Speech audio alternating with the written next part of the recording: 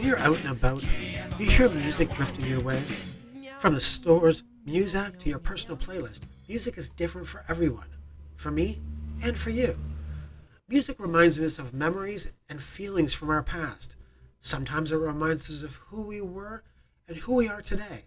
And sometimes it reminds us of who we're meant to be. I'm a writer, and these are my music memories. Kitty, by the Presidents of the United States of America. This song was one I found after hearing Weird Al's version of Lump. I love the Weird Al version, called Gump, but man, do I hate the original song. I quickly fell in love with the other big hit off the CD, a song called Peaches. You know the tune, everybody knows the tune. And if you don't, jump online and give it a listen. You'll be humming the melody all the way to the grocery store to buy some, can of peaches. I love the story behind this band. They got their name because they were trying to be the only band on the sign outside the club they were playing. So they picked the Presidents of the United States of America.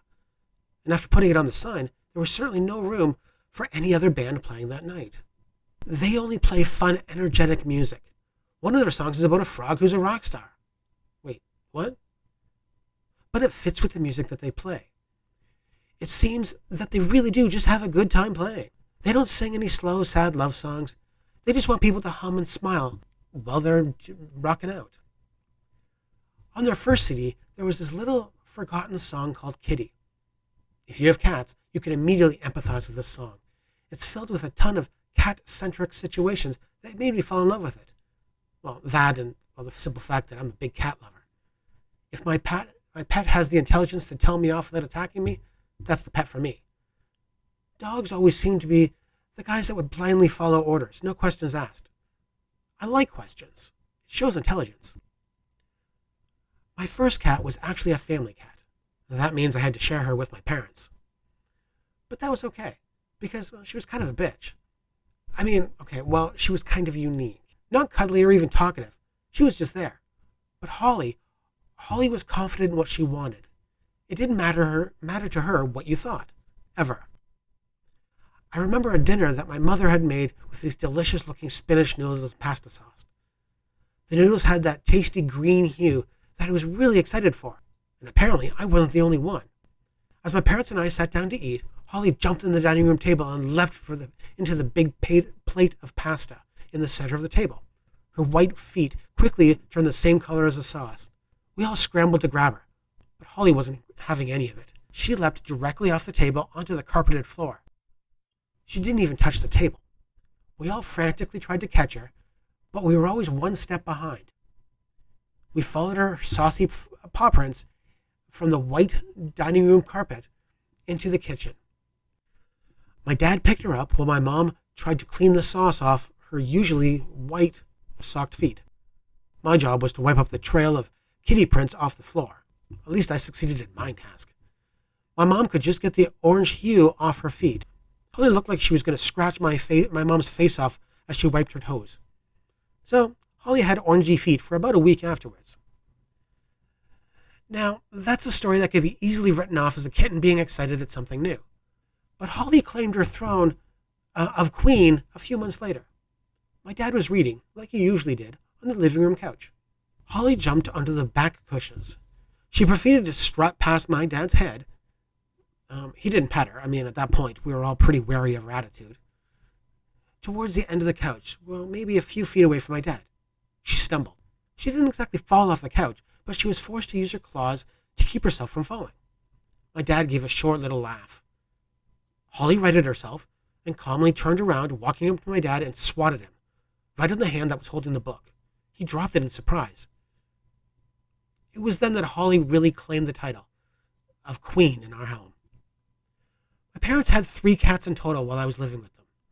The second one was a cute part Siamese cat named Christy. She was a suck. She'd always be sleeping in the crux of my arm. She'd burrow into the bends of my arms and sleep there for hours. Even though she had Siamese in there, I don't remember Christy being all that vocal. As she got older, I remember her getting a little pudgy. It was cute because she wasn't exactly a large cat, so now she had a short, chubby body. She was definitely the cuddliest of the 3. The last one we got was Barney. He was a yellow and orange tabby. He was a man's cat. He was pretty young when we got him. I suppose that's why he turned out to be such a lazy bones. I don't remember any of our cats actually playing that much, though. Maybe they did that when we were asleep. I don't really know. Barney's favorite thing to do was, well, to be lazy. In suggestive ways. No, I'm serious. He would lie on his side and back with his legs spread apart. It always seemed to me that he liked to advertise. Like he was saying to the lady cats of the house, "Look at me and my big balls." Now, Holly never gave him a second look. I think that she thought he was a stupid kid, not worthy of her time. And Christy, well, she was just simply too busy cuddling to even notice him. But that never stopped Barney. Whenever people would come into the house, he'd plop himself at the entrance and advertise for the guest. He was just that way. When my kids came to live with me, they brought their cat with them. Their mother named him some horrid name, so my wife quickly changed it. She was the Dr. Dolittle of the home. Being an animal lover all her life, she was able to teach him to accept the name change pretty quickly, so she changed it to Mr. Kitty Fantastico. I mean, yeah, I know, but we all just called him Kitty. Kitty was an old man by the time he came into our home, fairly stationary and chill. He put up with the kids' excitement like a champ, though, but he was really done entertaining the serfs. Yes, I do tend to think that he thought himself as the king of the house. He was the wise old man watching his humans scurry about. So Kitty would nip at you if you ignored the signs that he was done playing. The kids sometimes didn't listen. Michael got a few scratches here and there, and my daughter, one time, thought the cat was excited to play. She was wrong. He took a bite at her cheek and connected a little bit. It wasn't too bad, just some teeth marks on the face, but she was pretty scared. Kitty's lovable demeanor helped her get past that fear, and by that evening, yes, my daughter was playing with a bandage on her cheek with the cat that had given it to her. There were never any hard feelings when it came to Kitty. He must have been a smoker in the past life. I mean, even if you don't believe in all that kinds of stuff, you'd be forced to admit that Kitty acted pretty odd. If he smelled cigarettes on you, he was immediately your best friend. When a friend of mine, Sean, came over, who was slightly allergic to cats, he'd come over and wash his hands so that the cat didn't try to molest him. When that would happen, Kitty would ignore his person and instead rub all over his shoes. He'd be purring so loudly. But if Sean forgot to wash his hands, Mr. Kitty would be all over him, rolling around his lap and licking his hands. There have been several times that the cat would follow us upstairs and try to ninja sneak his way into where we were smoking. And if we weren't quick enough to notice his gray hide lurking, he'd snatch a cigarette and run away. My wife explained to me that smokes could be toxic to cats as we were chasing the thief down. I'd never seen such a fuck you look on my cat's face before that day. I never understood why he was so infatuated with cigarettes, if they were bad for him. Maybe cats are just more like us than we would ever want to admit. Kitty was always the wise old sage in the house, happy, content, and strangely eternally relaxed. Our latest cat is Freddie. We plucked him out of the Thunderdome when he was pretty young. The Thunderdome, you ask? Well, that's what we call the cage at one of our local pet stores. The enclosure is where they put all the cats that they want to get adopted. The cats in there have to put up with humans gawking over them, as well as a constant outbreak of fights. Well, fights with the other caged cats. As a result, he's always been kind of skittish. His Thunderdoming seems to have made him a little eccentric. What I mean is he's always particular when it comes to things like people, new toys, and, well, even my work schedule. Earlier in our time with him, we had my brother-in-law stay with us for a little bit. He was a big guy who had a deepish voice, but he wasn't scary sounding, at least to me. But of course, well, I'm not a cat. Freddie hid for days afterwards. He was too terrified to come out and socialize with us. He'd eat his food, but only at night when we were all asleep. After about 6 days, he finally realized that the stranger was gone, and this was his house again. Because he's our new baby, as my wife likes to call him, she gets him a toy whenever she goes out. In the beginning, he was pretty nervous about these new-smelling things that we had brought into the house. He wouldn't play with them much.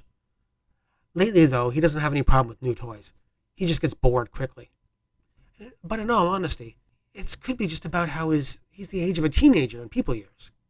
I mean, I actually don't remember the ratio for converting cat years into people years, but it kind of feels about right. But he's the energetic kid that we needed in our lives right now. His love of a schedule is perhaps the oddest thing Freddie does. When my wife is finished eating her breakfast and her morning shower, he knows it's time to play. My wife and Freddie play like a child playing with his best friend. Sometimes it's fun and playful, and sometimes it goes just a little too far. He likes to hide behind the coats that are hanging up in our hallway and leap out at my wife as she walks by. We've even made a game out of it. He plays more vehemently when she hypes him up. She's easily his best friend, proven by the fact that in the winter, he consistently sleeps in her legs when she is sitting on the couch. In the summer, it's just too hot for that kind of cuddling. On his first visit to the doctor, it was mentioned that we should put him on YouTube or TikTok because he was just so fun and entertaining. This coming from a doctor who sees cats all day. We've done it a few times and gotten a good number of views. Freddie is named after the eccentric entertainer Freddie Mercury, the lead singer of the band Queen. Now, Freddie doesn't sing, but he is just as energetically entertaining as his namesake. Thanks for listening to a story that fell out of my head. I'm a cat person. I've been blessed to have such amazing felines in my life. If you have a cherished cat, or, well, I suppose, even a dog, please let me know in the comments below. As always, please like, comment, and subscribe, and even click the notification bell. Until next time.